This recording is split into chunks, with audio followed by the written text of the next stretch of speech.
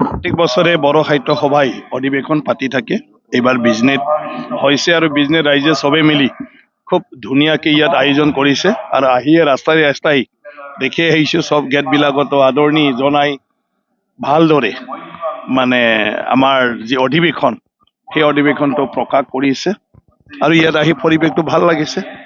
মই আশা কৰোঁ এই বিজনী যি অধিবেশন এয়া এটা বড় ভাষা সাহিত্যৰ মানে উন্নয়নৰ ক্ষেত্ৰত এটা মাইলষ্টন হৈ থাকিব।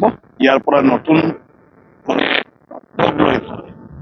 নতুন উদ্যমেৰে নতুন পৰিকল্পনাৰ আধাৰত ভাষা সাহিত্য এইটো বিশ্ব দৰবাৰত প্ৰচাৰ কৰাৰ ক্ষেত্ৰত এই সাহিত্য সভাই নতুন এটা আৰু আজি অঞ্চলত প্ৰত্যেকটা বিদ্যালয়তে বিষয় সাবজেক্ট থাকিব লাগিব আমাৰ ভাষাটো মাতৃভাষাটো আৰু ইয়াত আমাক পাছ ফেলৰ কথা নালাগে।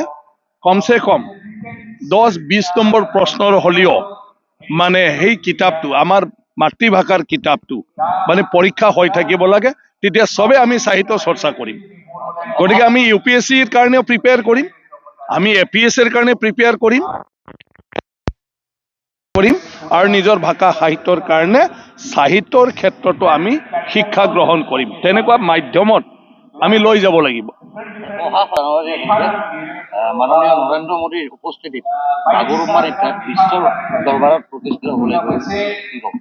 এইটো খুব মানে গৌৰৱৰ কথা আৰু বড়ো জাতিয়ে তাৰ কাৰণে সংগ্ৰাম কৰিছিল, বহুতো শ্বহীদো হ'ল আৰু আজি চুক্তি স্বাক্ষৰ কৰি ফালে এটা আশালৈ সবে বাট চাই আছিলে আৰু আজি অসম চৰকাৰৰ ডক্টৰ হিমন্ত বিশ্ব শৰ্মা ডাঙৰীয়া আমাৰ সন্মানীয় মুখ্যমন্ত্ৰী ডাঙৰীয়াই যিটো পদক্ষেপ লৈছে এই পদক্ষেপটো আমি সবে প্ৰশংসা কৰিব লাগে আৰু তেখেতক ধন্যবাদ আমি জনাব লাগে।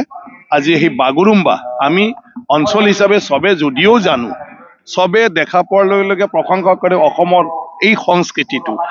আজি সেইটো 10,000 তাত মানে কি কয় আপোনাৰ প্ৰদৰ্শন কৰি ফালে বিশ্ব দৰবাৰত জনাজাত কৰাৰ কাৰণে ব্যৱস্থা লোৱা হৈছে যে সেইটোৰ দ্বাৰা গোটেই পৃথিৱীত ভাৰতবৰ্ষত যে তেনেকুৱা এটা ইমান ধুনীয়া কালাৰফুল সংস্কৃতি আৰু এটা ট্ৰেডিশ্যনেলি নিজৰ বাদ্যযন্ত্ৰক লৈ নিজৰ যিটো লোক মানে সংস্কৃতি যিটো লোকগীত মানে সেইটো আছে সেইটো মানুহে জানিব। গতিকে সেইটো আমাৰ সকলৰ অসমবাসীৰ কাৰণে গৌৰৱৰ কথা। সেইটো এটা অসমৰ সংস্কৃতি, অসমীয়া সংস্কৃতি। যিকোনো খবৰৰ বাবে যোগাযোগ কৰক আমাৰ এই নম্বৰত 9181 307 221।